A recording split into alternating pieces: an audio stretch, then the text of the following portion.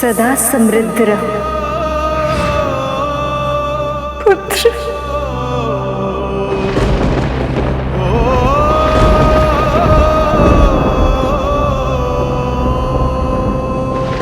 इसका हंसता मुस्कुराता मुख अभी भी मेरी दृष्टि के सामने।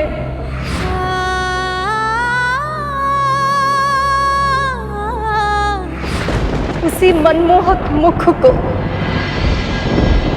आप सभी ने भस्म कर दिया।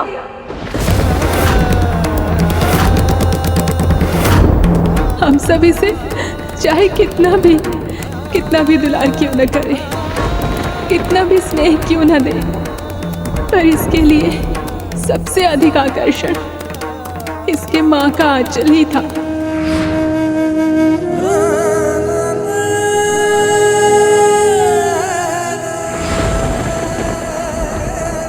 और वो आंचल आपने सूना कर दिया महादेव।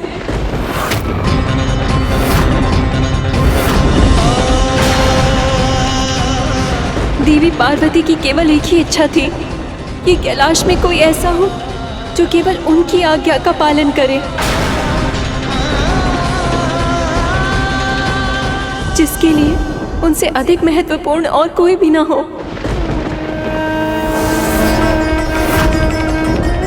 जब देवी पार्वती को पता चलेगा कि उनकी केवल एक इच्छा के कारण उनके पुत्र के प्राण चले गए, तो क्या प्रतिक्रिया होगी उनकी?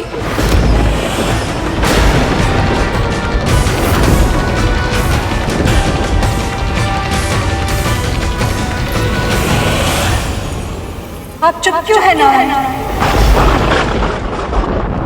आपने तो स्वयं सखी को मनवांचित पुत्र का वरदान दिया था।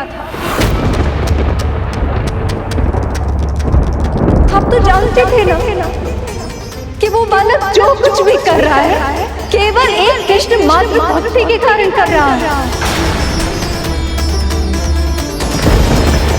तो फिर आप अपने क्रोध पर नियंत्रण कैसे नहीं रख सके? बताइए ठाकुर। भूल हमसे हुई है माँ।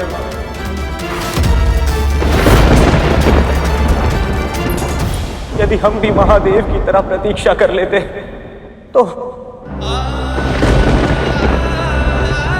नंदी, अपने स्वामी के भूल का दोष अपने ऊपर लेने का प्रयास मत करो। तुम सब नहीं जानते थे कि ये बालक कौन है, इसके पास इतनी शक्ति कैसे आई। पर त्रिदेव को तो सारा ज्ञान था।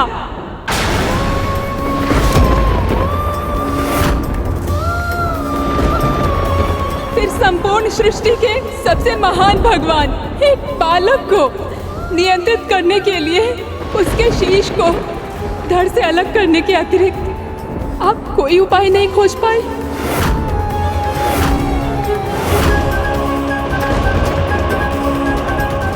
आप सभी पिता अपने बालक को दंड देते समय इतने कठोर कैसे हो सकते हैं?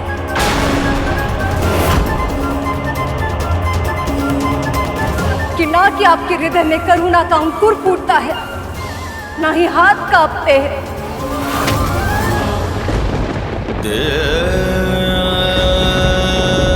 ये तो सब जानते हैं कि माँ एक शीतल छाव होती है और पिता धूप। किंतु आज ये धूप इतनी तीव्र कैसे हुई कि एक अंकुर को पनपने से पहले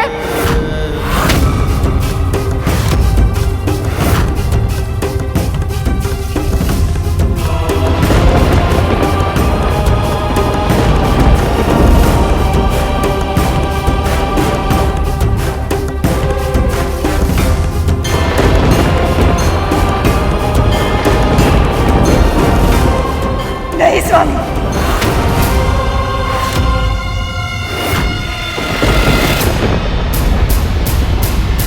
आज नहीं।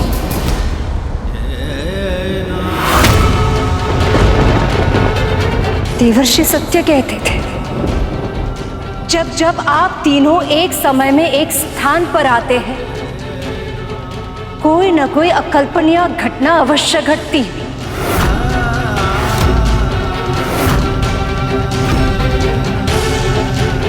और आज यह जो कुछ भी हुआ है वो अकल्पनीय घटना का अंत नहीं है।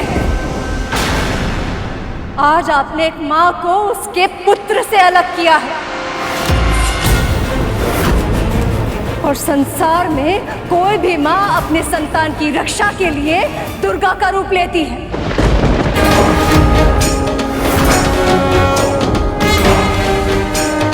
सखी तो फिर भी शक्ति है। विचार कीजिए महादेव, वो इसका प्रतिशोध किस प्रकार लेगी? वो इसका प्रतिशोध किस प्रकार लेगी? वो इसका प्रतिशोध किस प्रकार लेगी? सखी तो फिर भी शक्ति है। विचार कीजिए महादेव, वो इसका प्रतिशोध किस प्रकार लेगी?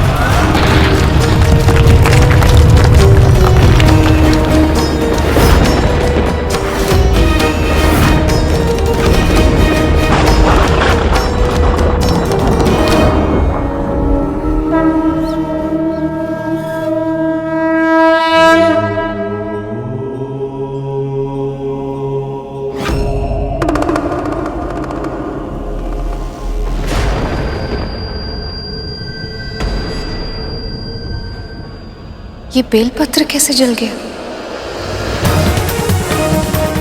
महादेव,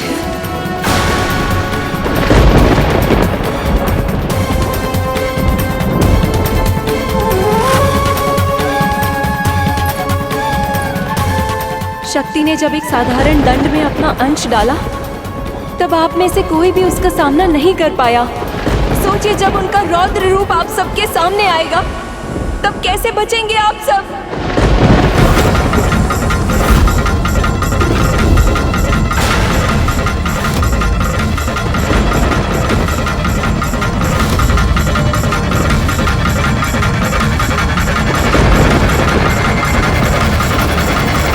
महादेव आ गए आप?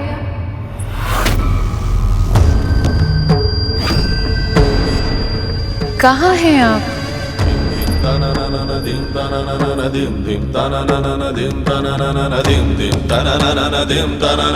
इतना विलंब क्यों हो रहा? स्वयं जाकर देखना।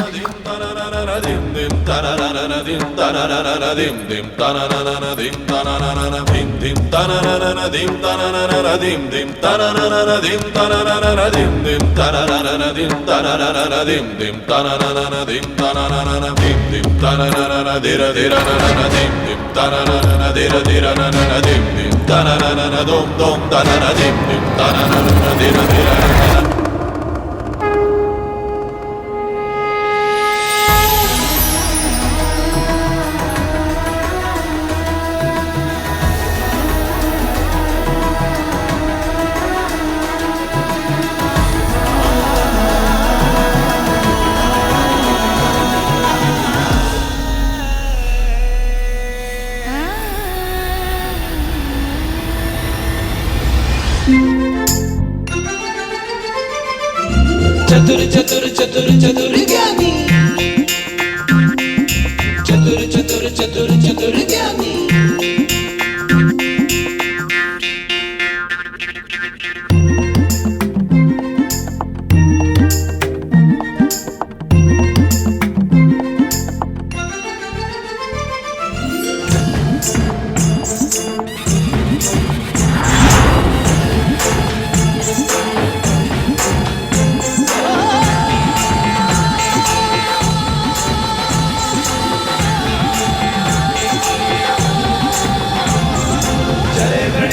जय गणेश देवा, जय गणेश जय गणेश देवा। माता जाकी पार्वती पिता महादेवा, माता जाकी पार्वती पिता महादेवा। पार्वती के मन में उमड़ी ममता, माँ की गोद में आए विघन हरता। पार्वती के मन में उमड़ी ममता, माँ की गोद में आए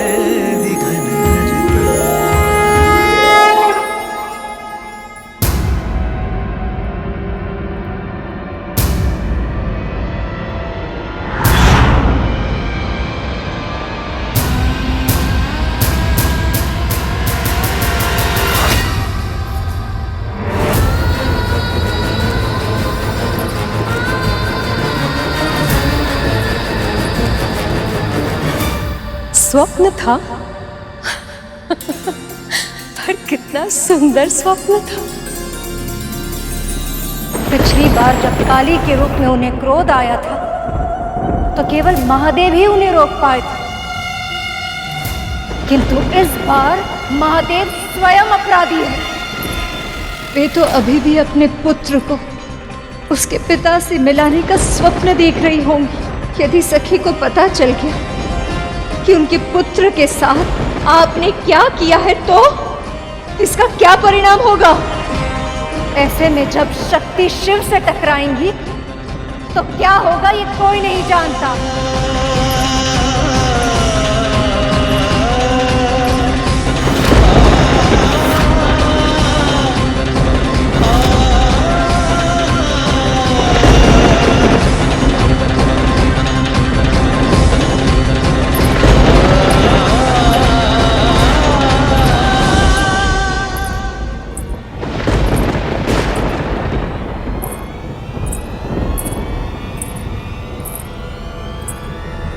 जब से वो बालक सखी के गोद में आया था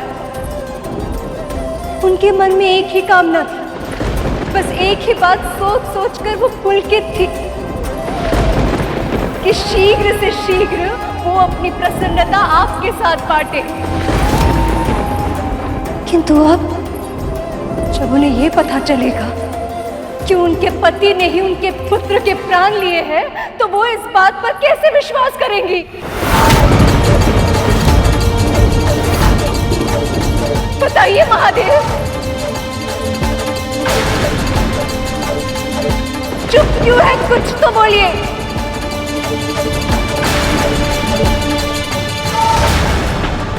कुछ तो बोलिए महादेव, कुछ तो बोलिए महादेव, कुछ तो बोलिए महादेव, कुछ तो बोलिए महादेव, कुछ तो बोलिए महादेव।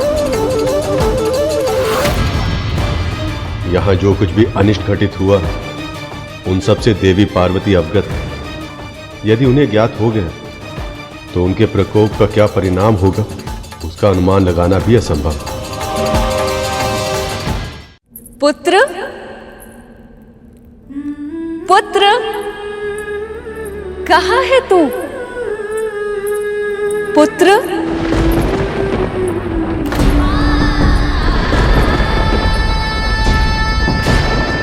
जो पुत्र उनका स्वर गूंजने से पहले उनकी सेवा में उपस्थित हो जाता था,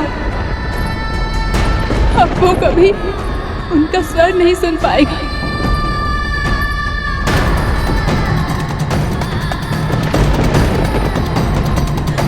उनके पुकारने पर अब वो कभी दौड़कर नहीं आ पाएगा।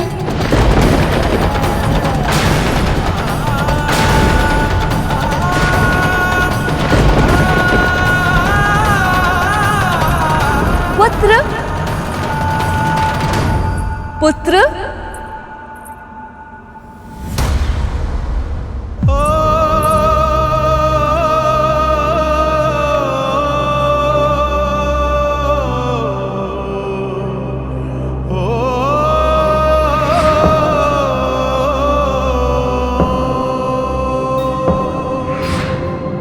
ये बालक भी ना फल भी आधा ही खाया है।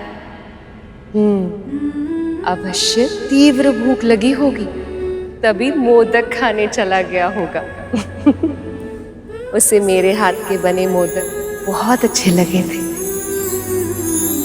पुत्र,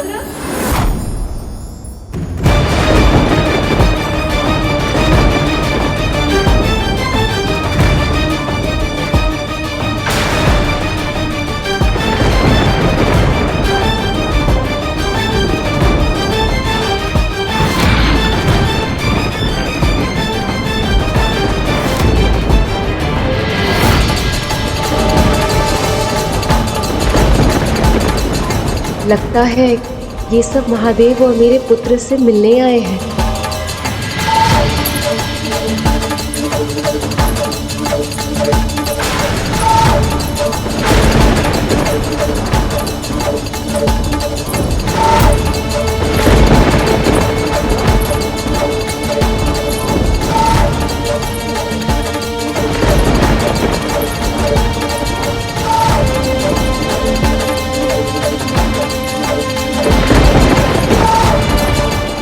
सब यहाँ? समझ गई, निमंत्रण की प्रतीक्षा नहीं हुई इसीलिए चले आए ना?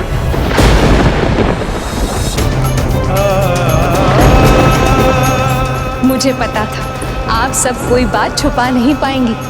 अपने अपने पति को मेरे पुत्र के जन्म की सूचना दे ही दी।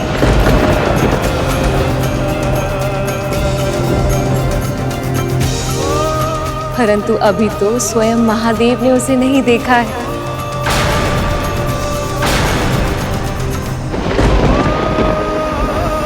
पर वो है कहाँ?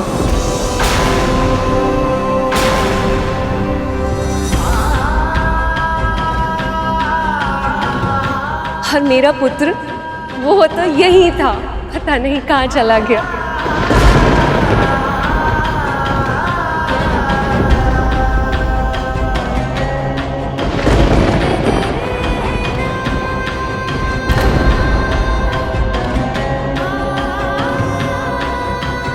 क्या हुआ?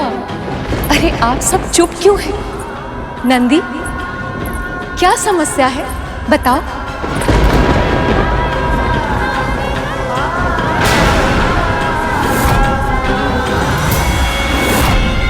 तुम दोनों को ये चोट कैसे पहुंची?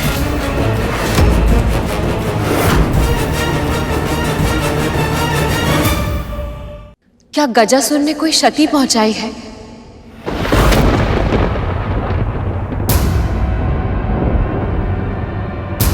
पर उसमें इतनी शक्ति कैसे आई कि वो तुम दोनों की ये दशा कर सके?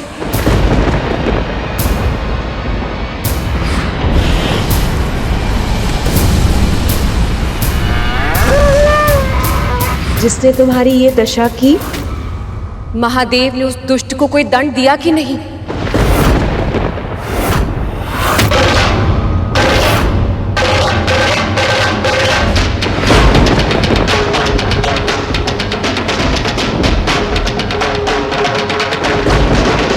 जो तुम दोनों के साथ ऐसा व्यवहार करे, उसे जीवित रहने का कोई अधिकार ही नहीं है।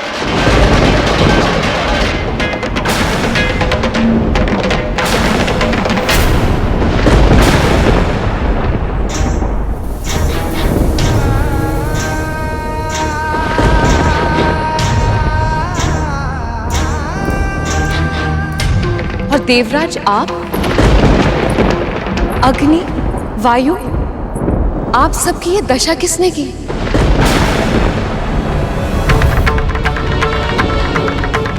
क्या गजमुखासुर अपने भाई की मृत्यु के बाद और अधिक आतंक फैला रहा है? इसीलिए आप सब चिंतित हैं। परंतु चिंता मत कीजिए, ब्रह्मदेव, उन्होंने अवश्य किसी न किसी को रचा होगा जो उस दुष्ट से इस संसार को मुक्ति दिलाएंगे। जिस दुष्ट के विषय में देवी बात कर रही वो कोई और नहीं बल्कि महादेव है, और स्वयं महाकाल के विरुद्ध किसी की क्या रचना हो सकती है?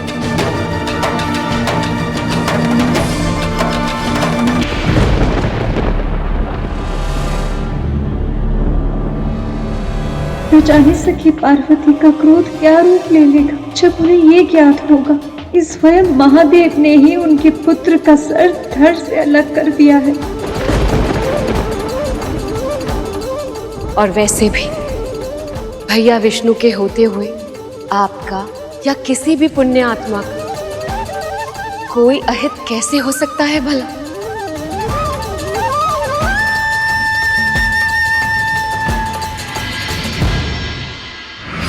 हमारे धैर्य की परीक्षा मत लो बालक। तुमने सिद्ध कर दिया कि तुम मंदबुद्धि नहीं कुबुद्धि हो, और अब इस कुबुद्धि के विसर्जन से ही तुम्हारी शुद्धि हो सकती है।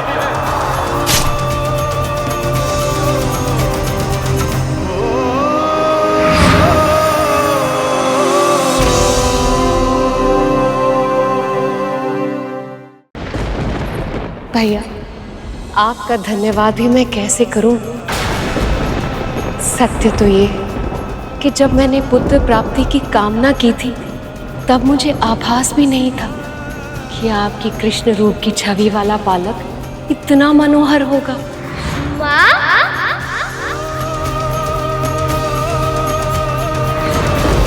वो तो सच में इतना नटखट है, इतना मनमोहक है। जब मैं उसकी आंखें देखती हूँ, जब मैं उसका मुख देखती हूँ, तो मुझे इतने सुख का आभास होता है जिसकी मैं कल्पना भी नहीं कर सकती। उसकी आंखें बिल्कुल आपकी तरह, और मुस्कुराहट मुस्कुराहट तो ऐसी है कि सम्मोहित कर ले।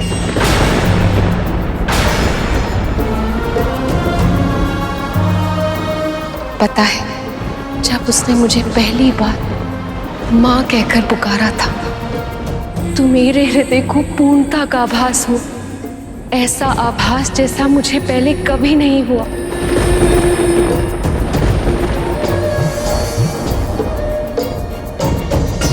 भैया, आपने मेरे पति की उस दुष्ट असुर से रक्षा की, उन्हें मुक्त कराया, मुझे मन वांछित पुत्र प्राप्ति का वरदान भी दिया।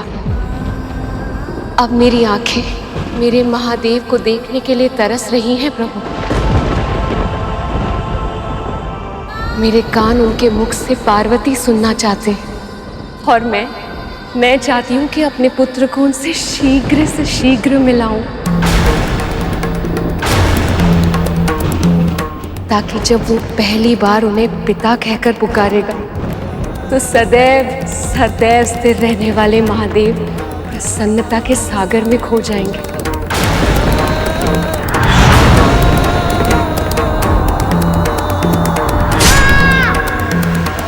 पर वो है कहाँ?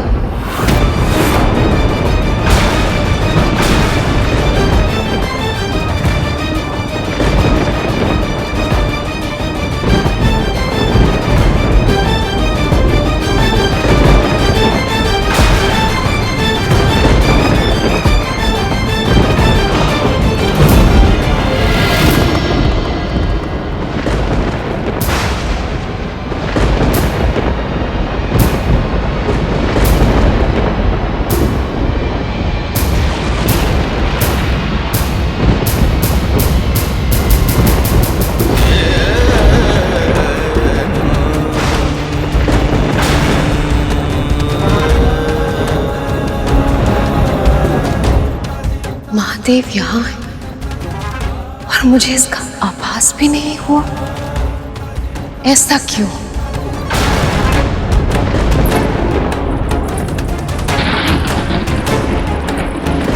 महादेव,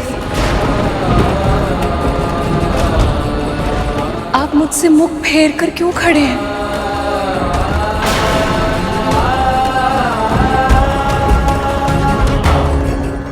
मुझसे कोई भूल हुई है क्या?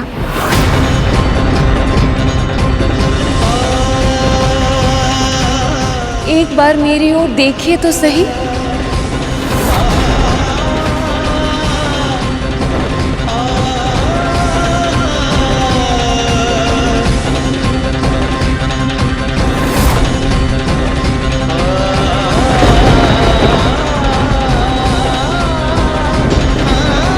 हुआ क्या है?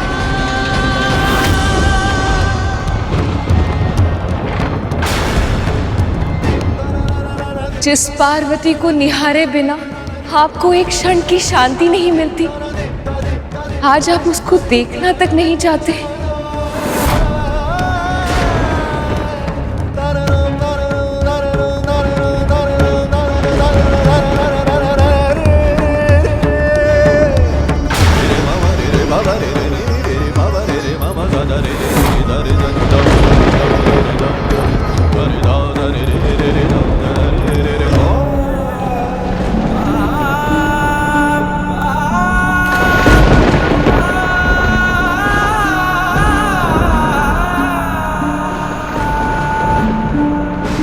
मेरे महादेव के मुख पे उदासी, ये कैसे संभव है?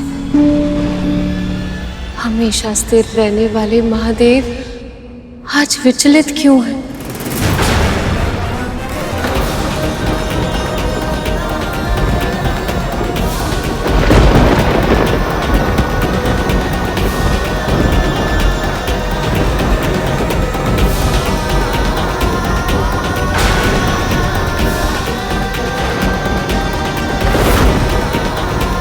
आपको कैसे बताऊं प्रिय कि मुझसे जो क्षति हुई है वो आपकी क्षमा के योग्य नहीं है।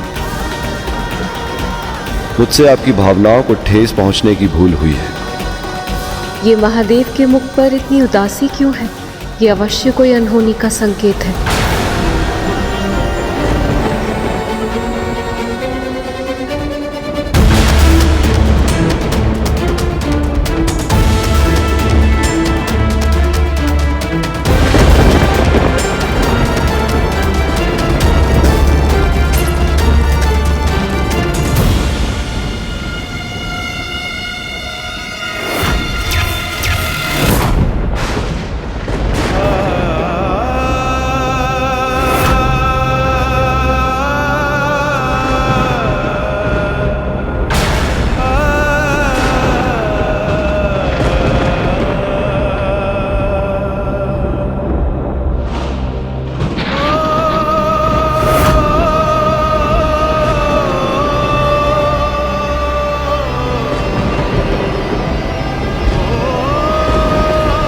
ये आपकी लीला है या कोई अनर्थ का संकेत है?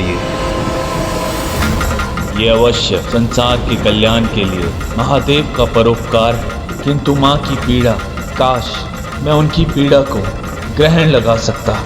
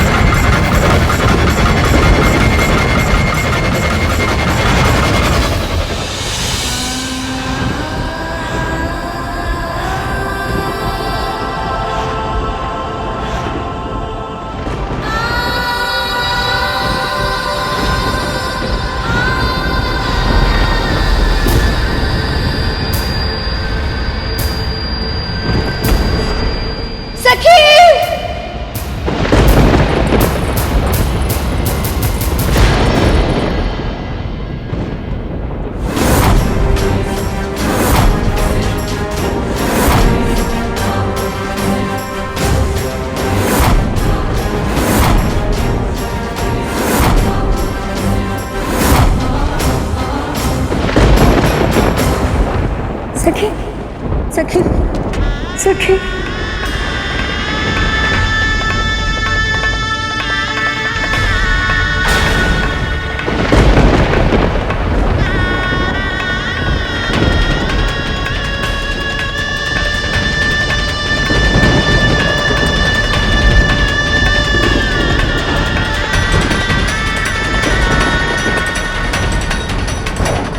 सखी।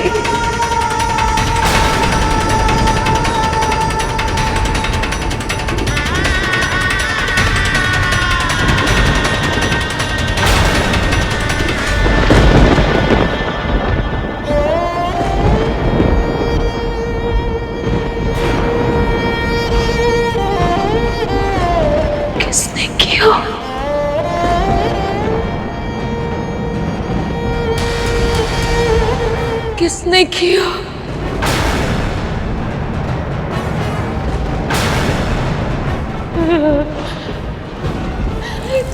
किसने किया ये?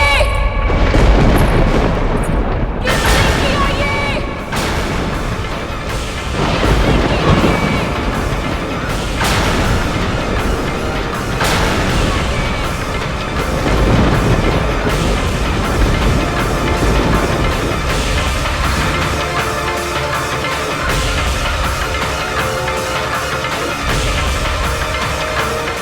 ये कथा सुनने के बाद जब हमारा मन इतना विचलित हो रहा है तो फिर मां पार्वती पर क्या बीती होगी?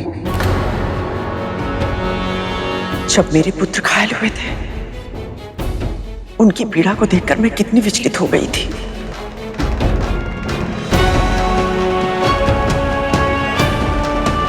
मैं समझ सकती हूँ कि देवी पार्वती की पीड़ा कितनी अधिक होगी।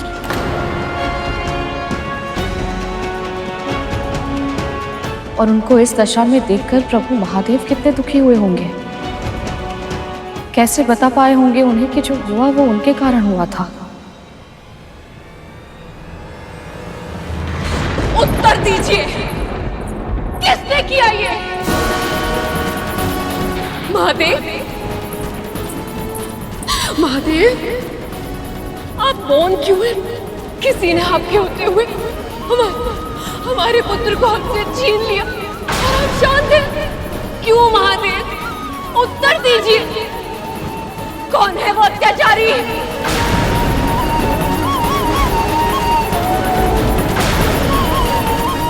आप सबको क्या लगता है, यदि आप मुझे सत्य नहीं बताएंगे तो क्या मुझे सत्य का पता नहीं चलेगा?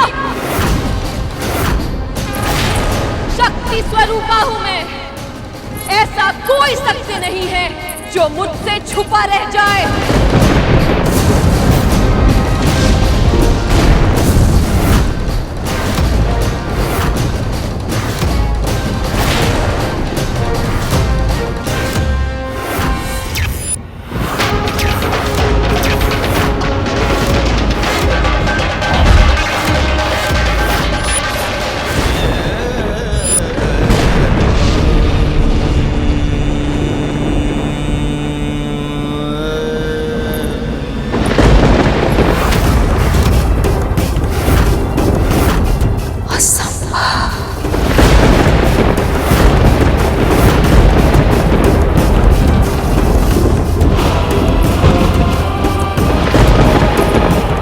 महादेव, आप अपने पुत्र के साथ ऐसे कैसे कर सकते हैं?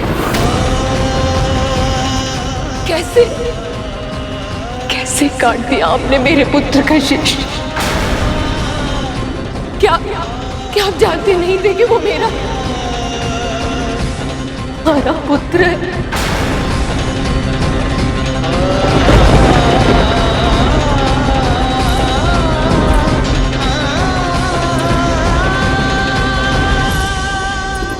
वो पुत्र जिसे पाने के लिए मैं वर्षों से तड़प रही थी।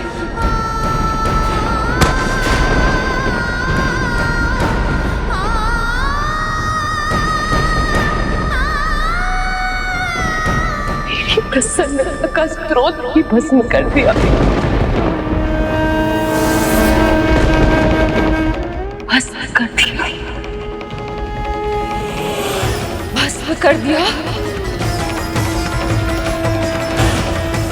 भस्म कर दिया।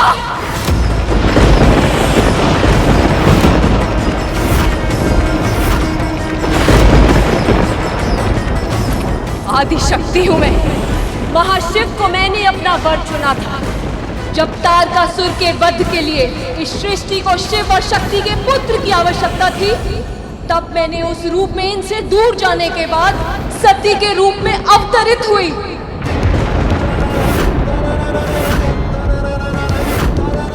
बहुत लंबी और कठिन तपस्या के बाद मुझे शिव मिले, लेकिन इससे पहले कि हमें पुत्र का सुख मिल पाता, मेरे पति के अपमान के कारण मेरे पिता दक्ष की यज्ञ की अग्नि में मुझे अपना दाह करना पड़ा।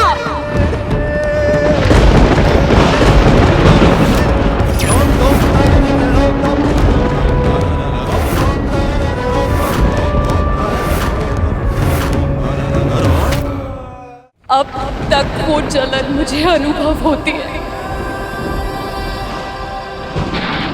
क्यों अग्नि? स्मरण है तुम्हें मेरी वो तड़प, मेरी चित्कार? स्मरण है या भूल गए?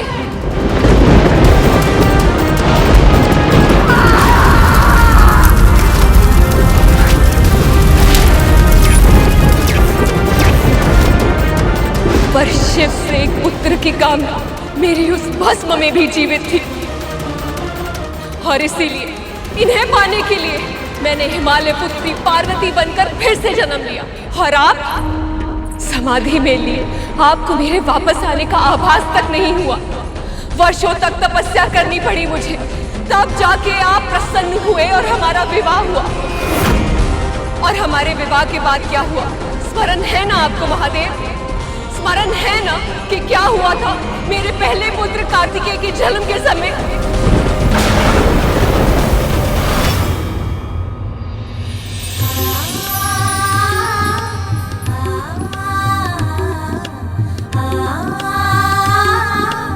पुत्र, आज से ये तुम्हारा अस्त्र होगा। प्रभु, अभी तो केवल ये बालक है। इसका जन्म ही तारका के वध के लिए हुआ है। पुत्र, प्राणियों की रक्षा के लिए तुम्हें भारत के दक्षिणी भाग में जाना होगा। जो आज्ञा पिताजी। प्रस्थान करो। आशीर्वाद दीजिए पिताजी, आशीर्वाद दीजिए मां।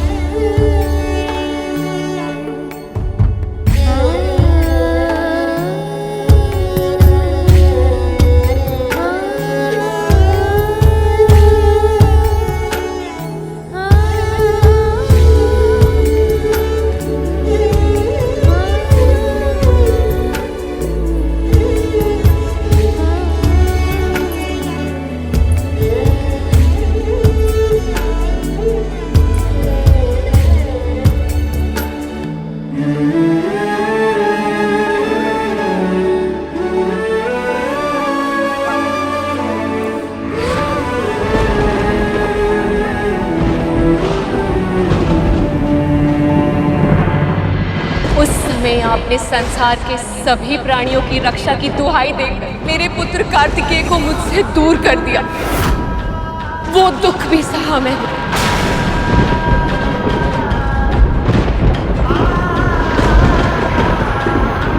पर मेरे मन में एक पुत्र को दुलार करने की इच्छा और भी अधिक प्रबल हो गई।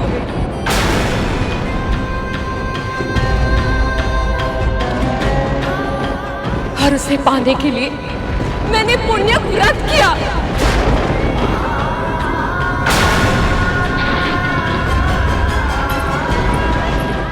आपने तो स्वयं मुझे मनवांछित पुत्र का वरदान दिया था,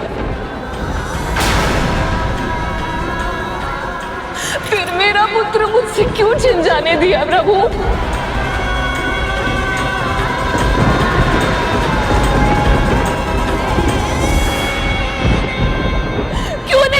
महादेव को बोलिए।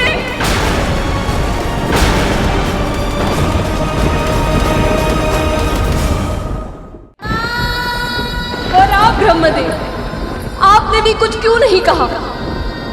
या फिर आप कुछ करना ही नहीं चाहते थे?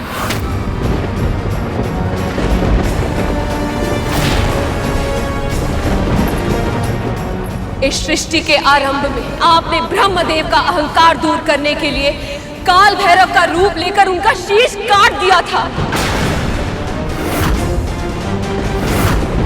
फिर सती के रूप में मेरे भस्म हो जाने के बाद वीरभद्र का रूप लेकर प्रजापति दक्ष का शीश काट दिया था।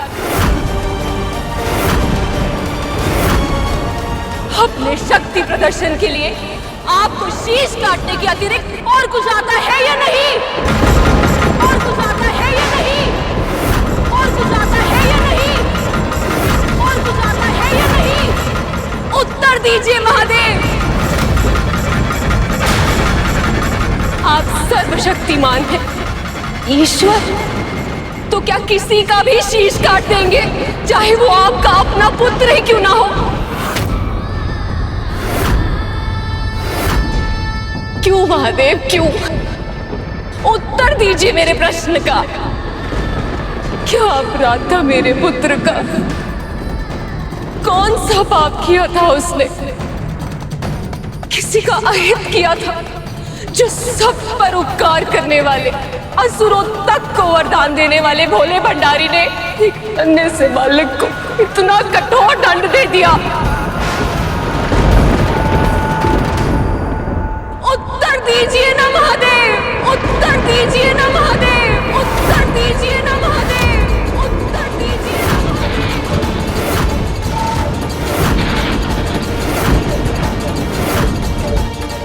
मुझे माफ करना सखी, मैं आपके पुत्र को मृत्यु से बचा नहीं पाई।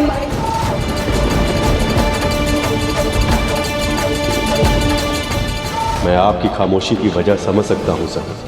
आपने तो मुझे हत्या के दंड से बचा लिया, लेकिन खुद देवी पार्वती के दोषी बन गए।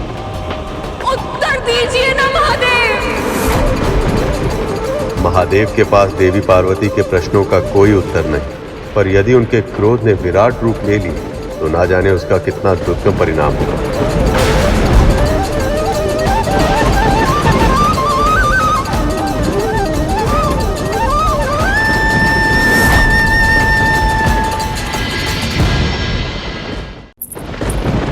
इस सृष्टि के आरंभ में आपने ब्रह्मदेव का अहंकार दूर करने के लिए काल भैरव का रूप लेकर उनका शीश काट दिया था।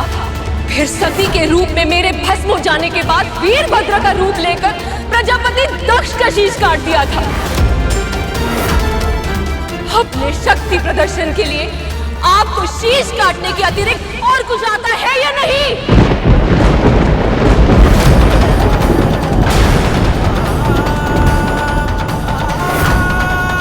उत्तर दीजिए महादेव।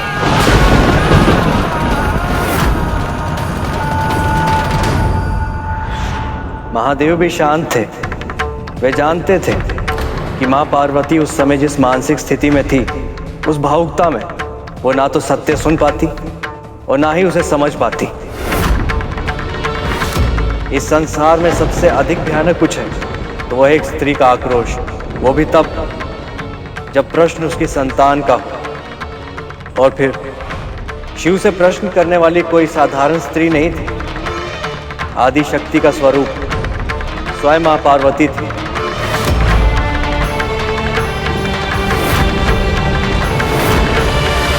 और उनके क्रोध को बढ़ावा देना किसी के हित में नहीं था।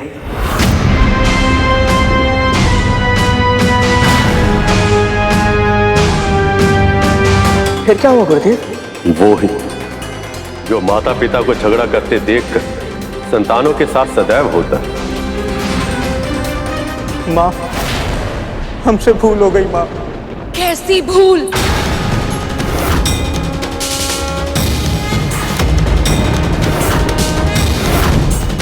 हमें नहीं पता था माँ कि जो बालक हमें कैलाश में प्रवेश करने से रोकने का प्रयास कर रहा था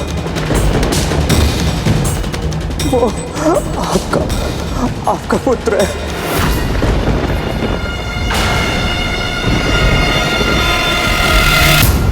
क्या हुआ था यहाँ? क्या हुआ था यहाँ?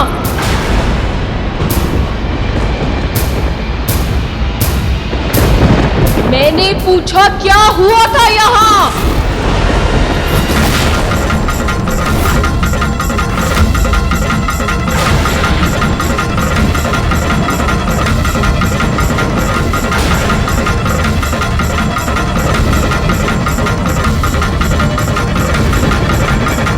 माँ, इसने महादेव को भीतर जाने से रोका था।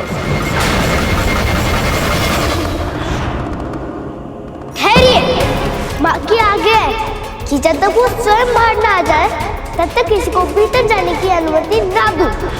हमारे विरोध करने पर हमसे युद्ध करने लगा। अब तुम्हें दंड देना ही होगा।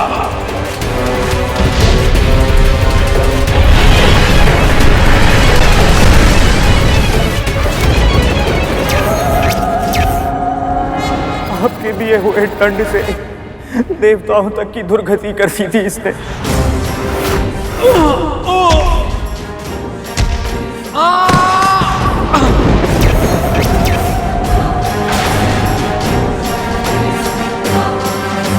जब ब्रह्मदेव और प्रभु नारायण ने इसे रोकना चाहा, इसने उन्हें भी अपमानित किया।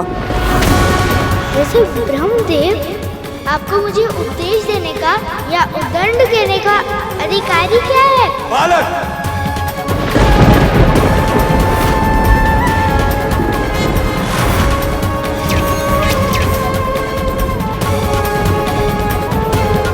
महादेव आए और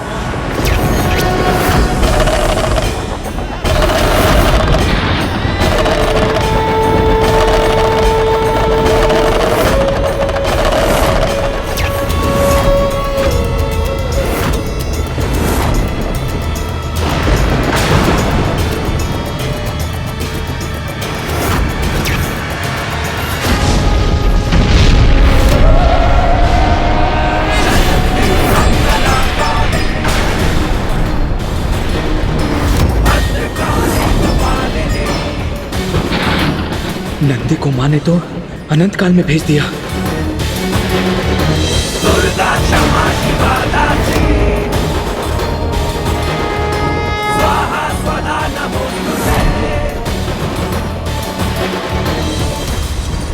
यदि मेरे पुत्र ने मेरे कहने पर आप सबको कुछ क्षण के लिए भीतर प्रवेश नहीं करने दिया, मेरी आज्ञा का पालन किया, केवल इसलिए आप सब दिव्य पुरुष मिलकर उस नन्हे से बालक से युद्ध करने के लिए तत्पर हो गए,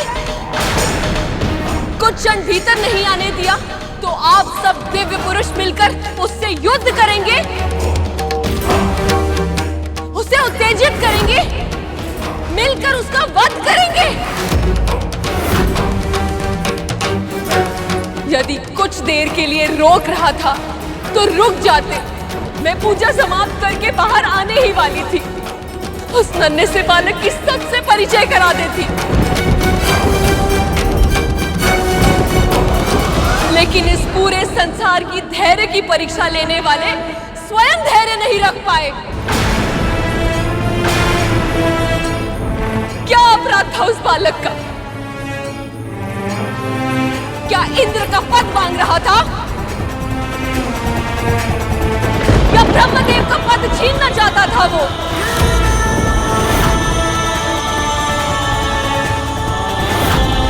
क्या आज के इस नृशंस हत्या के बाद इस पूरे संसार में कोई भी बालक अपनी मां की आज्ञा का पालन कर पाएगा?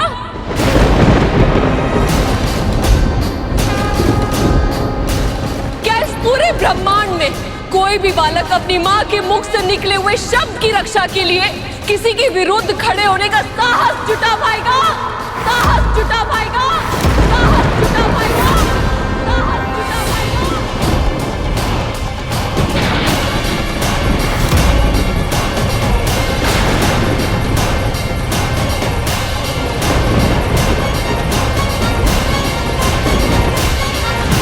जब तक ये कथा मैं प्रभु विष्णु के पक्ष से सुन रहा था, मुझे बस यही लग रहा था कि उस बालक को उसकी उद्दंडता का दंड मिलना ही चाहिए था।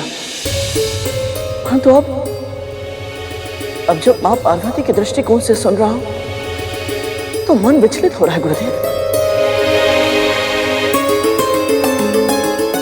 मस्तिष्क में बस एक ही प्रश्न आ रहा है कि जो कुछ हुआ क्या वो सही था? इसलिए हर विषय को उसकी संपूर्णता में समझना चाहिए कर, और उसके लिए आवश्यक होता है उसे हर दृष्टिकोण से देखना, जानना और परखना। जो हुआ वो क्यों हुआ, उचित हुआ या अनुचित, इन सब के उत्तर समय के गर्भ में छिपे होते हैं और कभी कभी पूरा जीवन जीने के बाद उनके उत्तर प्राप्त होते हैं। और इस स्थिति में कुछ ऐसा ही हुआ। मां पार्वती का दुख अविश्वास से क्रोध, क्रोध से क्रंदन और क्रंदन से फिर रौद्र अवस्था में पहुंचने वाला था।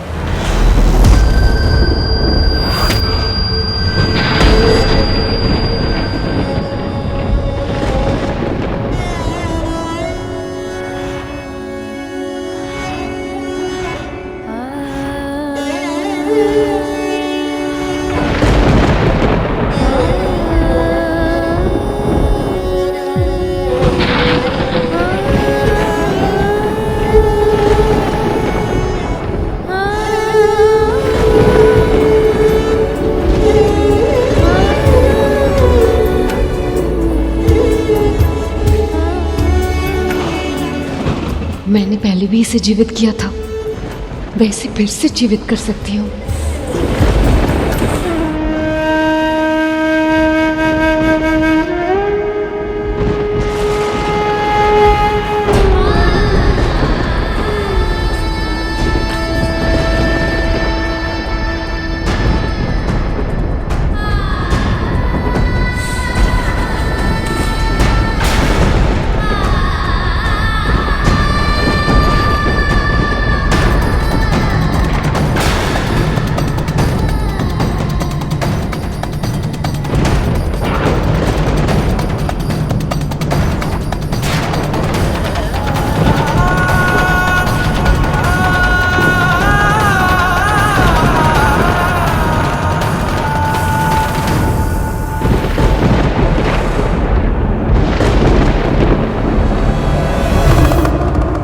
असंभव प्रयास मत कीजिए प्रिय।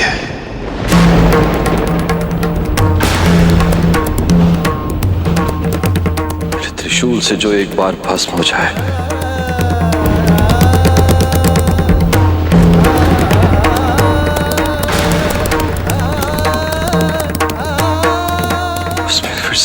नहीं आ सकते।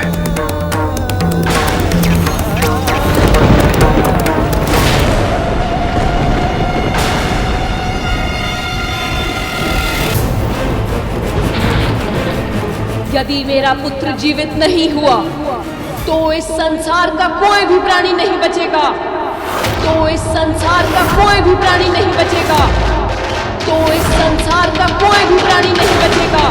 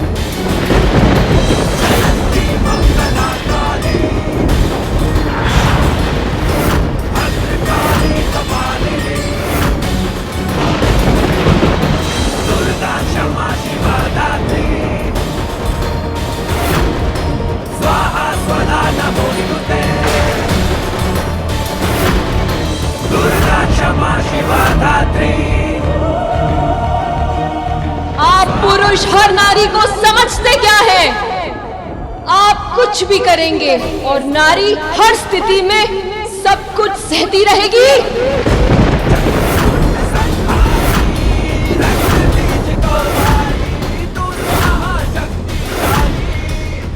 भ्रम में है आप।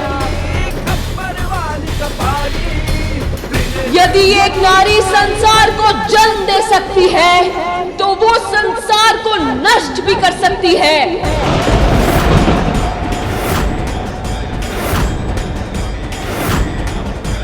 सबका विनाश होगा आज, सबका।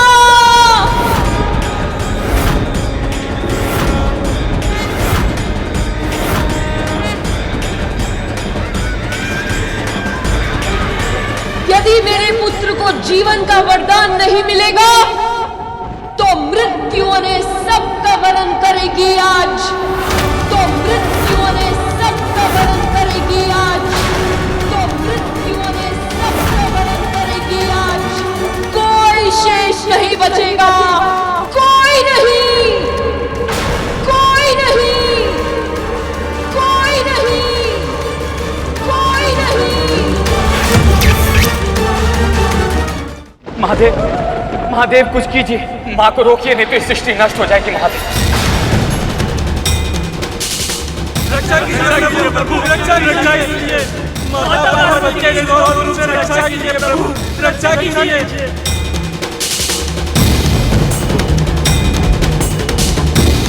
नारायण, जो आपके मन में है वही भय मुझे भी है ब्रह्मदेव। इस समय तो महादेव भी आदिशक्ति पार्वती को नहीं रोक पाएंगे।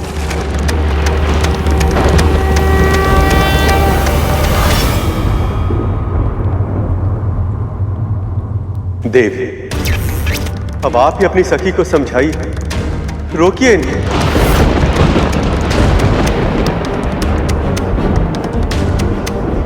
समझने की आवश्यकता आप सभी को है, जिनके सामने एक माँ के पुत्र का कोई महत्व नहीं,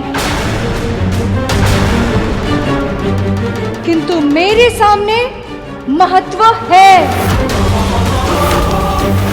और मैं सखी पार्वती के साथ हूं।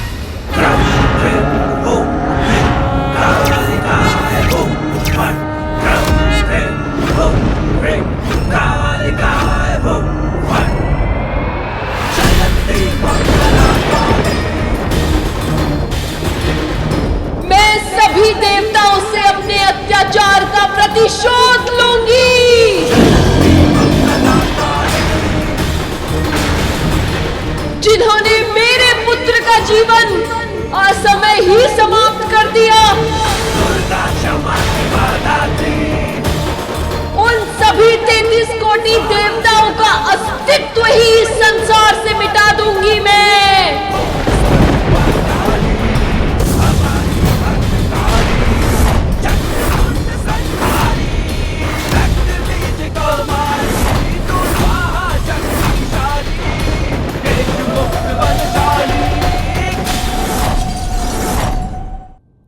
मां के उस रूप का वर्णन करने में मैं भी असमर्थ हूं।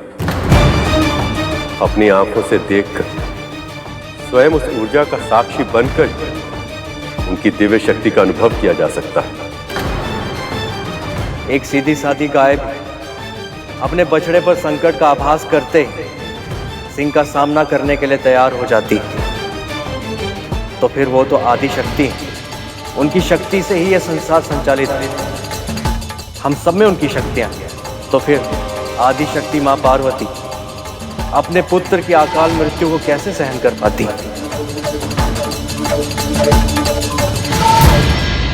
फिर क्या हुआ गुरुदेव? आवेश में कड़कती बिजली की तरह कौंधते हुए मां आदि शक्ति संसार के विनाश के लिए तत्पर हो गई।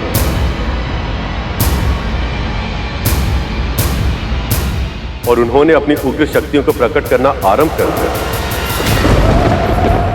तुम्हें तो रक्षक बनना था, पर बन गए भक्षक।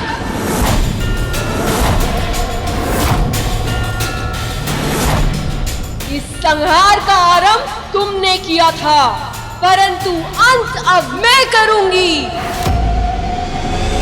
सबका भक्षण करूंगी मैं।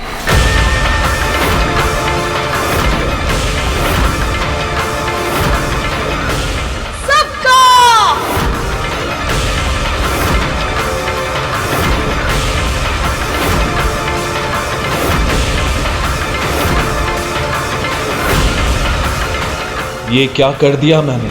मेरी वक्र दृष्टि केवल उस बालक पर पड़ी, किंतु उसका फल अब समस्त संसार को भोगना पड़ेगा। कुछ कीजिए महादेव, रक्षा कीजिए प्रभु, रक्षा कीजिए।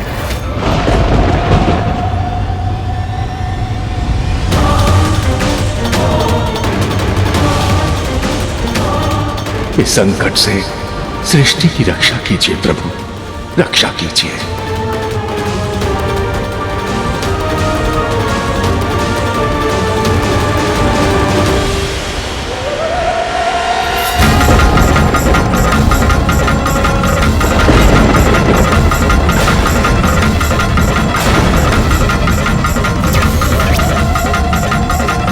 हे महादेव, अब देवी पार्वती के क्रोध से संसार की रक्षा कैसे होगी?